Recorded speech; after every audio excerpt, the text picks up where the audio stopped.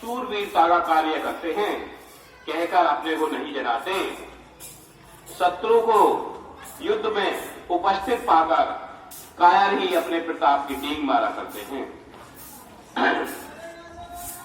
तुम तो कालू हाक जानू लावा, बारे बारे मोही लागी बुलावा। सुनत लखन के बचन कठोरा, पर सुधारी धरऊ कार घोरा।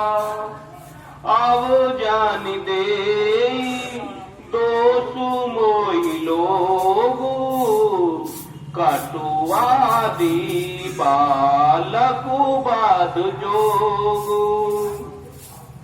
बाल दिलो की बहुत में बाचा, अब यहु मारनी हारे भाषाचा। आप तो मानो कालों को हाथ लगाकर बार बार उसे मेरे लिए बुलाते हैं। लक्ष्मण जी के कठोर वचन सुनते ही परशुराम जी ने अपने भयानक फरसे को सुधार कर हाथ में ले लिया और बोले, अब लोग मुझे दोष न दें। यह कड़वा बोलने वाला बालक मारे जाने के ही योग्य है।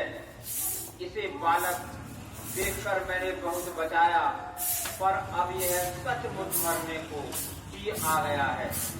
कौशिक कहा चमैया पुरा।